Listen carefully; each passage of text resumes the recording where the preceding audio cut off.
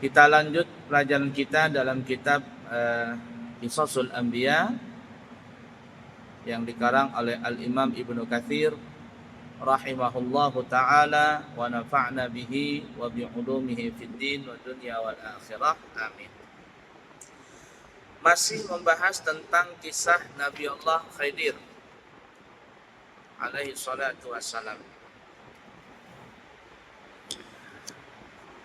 Al-Imam Ibnu Asakir Al-Hafidh, beliau meriwayatkan dengan sanad yang disandarkan pada Al-Imam Sa'di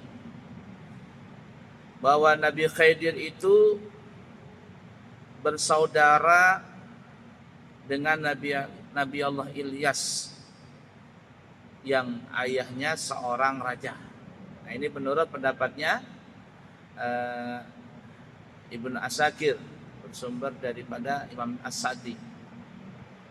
Nah, di sini dikatakan bersaudara dengan Nabi Ilyas, bapaknya seorang raja.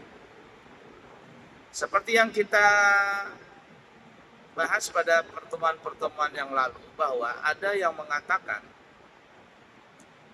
ada ulama yang mengatakan bahwa ada dua nabi yang masih hidup di dunia dan ada dua nabi yang masih hidup di langit. Kalau yang di langit itu yang jelas masih hidup, dan itu sepakat para ulama adalah Nabi Allah Isa ibnu Maryam. Itu dipastikan sudah hidup. Nanti di akhir zaman Nabi Isa akan turun. Yang kedua adalah Nabi Idris. Cuma Nabi Idris ini para ulama sebenarnya mengatakan beliau itu mati tapi hidup lagi lalu diangkat ke langit, dengan kisah yang pernah kita bahas. Nah, sedangkan di dunia ini yang masih hidup adalah Nabi Idris dan Nabi Ilyas. Nah, ada yang mengatakan wallahu alam, ya, simpang siur pendapat, boleh sajalah berbeda pendapat. Sebagian mengatakan bahwa setiap tahun Nabi Khidir dan Nabi Ilyas ini bertemu di padang Arafah. Ada yang mengatakan di Mina. Ya, di Mina, di Masjid Khaif situ bertemunya. Setiap tahun. Nabi Khidir menjaga daratan, Nabi Ilyas menjaga lautan. Wallahu alam. Nanti setelah ini, ya, setelah Nabi Khidir, nanti kita akan bahas Nabi Ilyas. Jadi menurut Ibnu Asakir, dari sanadnya bersambung kepada As-Sa'di, beliau mengatakan bahwa Nabi Khidir dan Nabi Ilyas bersaudara. Ayahnya adalah seorang raja. Nabi Ilyas pernah berkata kepada ayahnya, sesungguhnya Khidir tidak menyukai kedudukan sebagai seorang raja. Nabi Khidir gak suka jadi raja. Ya. Seandainya engkau menikahkannya dengan seorang wanita, mungkin dia bisa mempunyai seorang putra yang nantinya juga mempunyai keturunan dan akhirnya jadi raja. Jadi Nabi Ilyas ini menurut Imam Sa'di, ya, Asakir Imam Sa'di. Nabi Ilyas bilang sama bapaknya, Abah kan raja nih. Nanti kalau meninggal, ibarat kata Nabi Khidir mau jadi raja, Nabi Khidir itu gak suka jadi raja, dia sukanya jadi rakyat jelata. Kawinkan saja, nikahkan saja Nabi Khidir itu, nanti dia punya anaknya yang jadi raja. Maka sang ayah menikahkannya dengan seorang gadis yang sangat cantik jelita. Setelah dinikahkan dengan gadis itu, ternyata Nabi Khidir berkata kepada istrinya itu, yang sudah jadi istrinya nih. Apa kata Nabi Khidir? Sesungguhnya aku tidak mempunyai hasrat terhadap wanita. Artinya saya ini nikah, keadaan nikah itu sama aja. Ya, enggak ngepek, biar kakak-kakak Balikpapan tuh enggak ada ngepek. Ya. Karena Nabi Khidir ini sudah asik dengan Allah Ta'ala. Sudah asik dengan Allah Ta'ala. Jadi ketika nikah punya istri, saya ini tidak ada hasrat dengan perempuan. Bukan tidak ada hasratnya artinya agak lain, bukan agak lain. Tetapi maksudnya ini artinya sudah asik dengan Allah Ta'ala. Jadi dengan istri itu ya biasa-biasa sajalah. Nah, ini jangan diartikan agak lain. Kalau zaman sekarang nih kan kalau ada laki-laki punya istri nggak digatuk-gatuk. Nah, apa ini? Ini mungkin agak lain ini. Nah, agak lain. Alias punya kelainan seksual. Ada dulu seorang ustadz ada dikawinkan sama bapak mamanya. Bapak mamanya orang kaya. Kaya. Sekalinya si ustadz ini 3 bulan nggak pernah nyentuh istrinya. 3 bulan nih pengantin baru nggak pernah nyentuh istrinya. Akhirnya istrinya minta cerai. Istrinya minta cerai. Sampai sekarang ustadznya ada, udah kawin-kawin dan nikah-nikah. Memang karena dia agak lain ya. Agak lain itu. Bukan ada hasrat dengan perempuan, memang dia agak kebencong-bencongan. Kak ustadznya tuh nggak paham juga. Sampai sekarang nggak kawin-kawin. Tapi bisa ceramah. Bisa ceramah. Nah, kalau Nabi Khidir ini memang asik dengan Allah Ta'ala, jadi tidak lagi memikirkan tentang ibarat kata istri. Nah, jadi kata Nabi Khidir, saya ini tidak ada hasrat nih.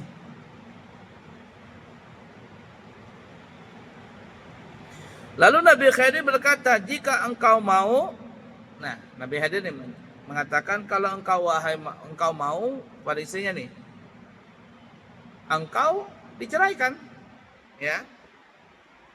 Atau kalau engkau tidak mau diceraikan, engkau beribadah kepadaku, engkau beribadah bersamaku kepada Allah maksudnya. Nah, pilih yang mana. Kalau engkau kepingin dicerai, dicerai. Tapi kalau engkau tidak ingin dicerai, ayo kita asik beribadah kepada Allah. Nah, ini yang di sini yang kita tekankan tadi, bahwa Nabi Khidir ini tidak ada hasad dengan perempuan bukan karena agak lain, tapi karena memang asik dengan Allah Ta'ala. Asik sekali dengan Allah Ta'ala.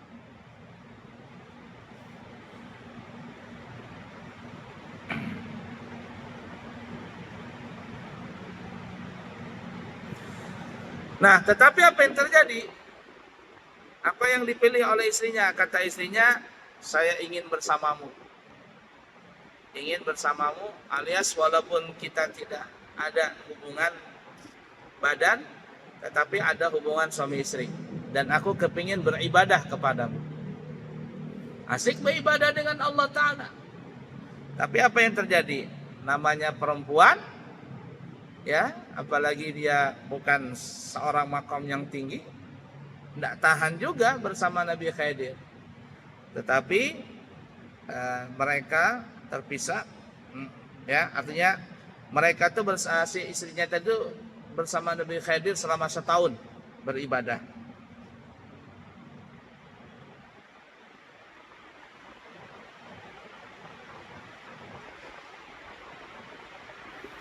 Ya, setahun nih asik beribadah. Setelah setahun, bapaknya Nabi Khidir ini manggil Nabi Khidir, Nabi Khidir, bahasa kitanya nih ya. Panggil laki bini, dipanggil ya Nabi Khidir lawan bininya. Ini setahun sudah. Kenapa kada hamil-hamil bini? Bahasa kitanya nih ya. Setahun. Istri nggak hamil-hamil. Perubahan dari badan istri nggak ada, biasa saja. Apa yang kau lakukan? Hah? Apa ini? Abahnya tadi nggak tahu. Lalu istrinya itu menjawab, istrinya Nabi Khidir, kata dia, persoalan anak itu adalah urusan Allah. Jika Allah menghendaki, tentu Allah akan memberikan kami anak. Tapi jikalau Allah tidak menghendaki, ya mau bagaimana mungkin? Tentu Allah juga tidak memberi. Nah, itu seperti itu. Istrinya ini tahan juga beribadah. Nah, kemudian istrinya juga pandai menyimpan rahasia, karena tadi Nabi Khidir itu berpesan, ini rahasia antara kita berdua. Bahasa kitanya nih ya, kalau engkau diceraikan, tolong rahasia ini dijaga. Kalau engkau tetap menjadi istriku tanpa kita melakukan hubungan, juga dijaga. Itu kita hubungan suami istri saja, tapi tidak ada berhubungan badan, karena aku ini asik dengan Allah Ta'ala. Ya. Karena gini ya, wallahu alam. Ini para ulama, sebagian ulama yang sudah makam para aulia Allah tuh ya, yang sudah makamnya tinggi, sudah asyik dengan Allah Ta'ala, asyik. Mereka itu dikatakan kalau mereka sholat itu mereka nggak bisa lama. Ada sebagian ulama yang makamnya tinggi, mereka asyik dengan Allah Ta'ala, mereka itu kalau sholat nggak bisa lama. Jadi kalau mereka sholat itu cepat, ya cepat. Dan kalau sudah seperti itu terkadang mereka sholatnya ya sendiri. Nah kenapa? Ini terkadang kita nggak bisa nyalakan kalau memang betul-betul wali min aulia Allah ya. Kenapa? Karena terkadang kalau ada orang sudah asik dengan Allah Ta'ala pada saat sholat, itu kenikmatan sholat itu lebih nikmat daripada orang yang melakukan hubungan suami istri. Nah kenapa mereka sholat cepat? Karena kalau lambat, ya tadi bisa akhirnya menjadi junub. Ya, bisa jadi junub, keluar air maninya karena kenikmatan asik dengan Allah Ta'ala itu. Nah ini kita nggak bisa dicerna dengan akal logika kita ini, karena itu sudah di luar nalar, sudah di luar nurul kata zaman sekarang ya. Itu sudah para aulia saja yang mengetahui nikmatnya ketika beribadah itu. Nikmatnya ketika beribadah itu. Ada seorang ulama itu kalau dia puasa tidak berani baca Quran di siang hari. Jadi kalau dia baca Quran itu di malam hari, siang tuh tidur aja. Siang tidur atau ngerjakan pekerjaan yang lain, tidak ada baca-bacaan, tidak baca Quran, tidak baca apa, tidak berani. Lah kenapa? Katanya karena kalau saya baca Quran, ini satu karamat bagi dia ya. Kalau saya baca Quran katanya, madu keluar di antara gigi saya nih. Liurnya itu berubah jadi madu. Nah ini makam karamah ya. Kalau bubuhannya siapa namanya ini yang anti begal nasab nggak percaya sudah nih bubuhan begal nasab. Tahu begal nasab? Yang begal nasab yang mereka apa namanya itu anti dengan para habaib. Nah ini begal nasab ini. Ini ada memang ulama seperti itu ada. Yang mereka puasa, tapi puasa itu siang mereka udah baca Quran, biasa saja. Karena kenapa? Karena kalau mereka baca Quran, liurnya itu berubah jadi madu. Jadi madu. Ya. Itu enggak heran. Karena di zaman dulu saja, di zaman Bani Israel itu ada orang beribadah di dalam batu. Ya, dalam batu. Kemudian apa? Kalau dia mau makan, maka Allah berikan tumbuh di selag-selaginya ini daging. Daging sudah masak, daging kambing, daging onta, apa. Keluar daging tinggal ngunyah, makan. Kalau dia minum, keluar juga mulutnya ini dari sela-selaginya air minum. Tinggal minum gitu aja. Itu tuh saking hebatnya dia beribadah itu. Nah itu. Nah heran. Orang-orang zaman dulu ya. Nah itu Nabi Khidir ya. Kita kembali ke Nabi Khidir. Saking asiknya dengan Allah Ta'ala, tidak ada hasrat lagi dengan namanya hubungan suami istri.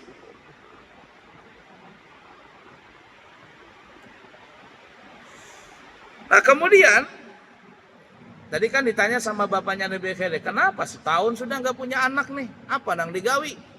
Nabi Khidir diam aja. Istrinya nang menjawab, anu bahai, bahasa kitanya ya kalau bahasa Banjar. Anak itu urusan Allah Ta'ala. Kalau Allah memberi, alhamdulillah. Kalau Allah tidak memberi, ya mau bagaimana lagi? Karena bapaknya ini seorang raja, dia kepingin punya keturunan dari Khidir. Dan memang Nabi Khidir nggak mau jadi raja. Jadi kepingin bapaknya Nabi Khidir ini anaknya alias cucunya yang jadi raja nanti. Lalu abahnya Nabi Khidir ini menyuruh kepada Nabi Khidir, hai Khidir, ceraikanlah istrimu itu. Ceraikanlah istrimu itu. Maka Nabi Khidir pun menceraikan istrinya itu. Tapi alhamdulillah istrinya ini sudah jadi ahli ibadah. Istrinya ini sudah asik juga dengan Allah Ta'ala. Walaupun bercerai nggak ada masalah. Ya. Kenapa? Karena sudah asik dengan Allah Ta'ala. Ada saya baca di media sosial ya, media sosial. Perbedaan perempuan dulu, zaman dulu cerai dengan perempuan zaman sekarang. Kalau perempuan zaman dulu cerai, nah kain nenek kita itu umpama ada yang bercerai. Yang bercerai itu perempuannya langsung merista, jar orang Banjar, merista diri, badan berkurus, nggak karuan makan. Zaman dulu tuh. Beban zaman Jepang itu tahun 60-an 70-an. Kalau orang bercerai, perempuannya sedih. Sedih. Tapi kalau zaman sekarang perempuan cerai dengan suaminya, apalagi istri yang menggugat cerai, hari ini cerai, hari ini juga langsung bedandan. Bedandan, pamer bukti cerai, akte cerai telah didapat. Langsung bedandan. Untuk apa? Ingat, kalau selesai idah, ayo siapa yang hendak nih. La ilaha illallah. Bercerai bangga. Perempuan zaman sekarang cerai bangga. Kalau zaman dulu cerai itu nggak berani. Perempuan tuh menggugat cerai nggak berani. Suami yang menggugat cerai. Zaman sekarang perempuan yang menggugat cerai. Malahan bangga kalau sudah cerai itu bangga dia. Padahal ya hati-hati ya perempuan nih. Kalau ada perempuan minta cerai dengan suaminya tanpa ada udzur syar'i, tanpa ada kaitan syariat, maka perempuan itu haram.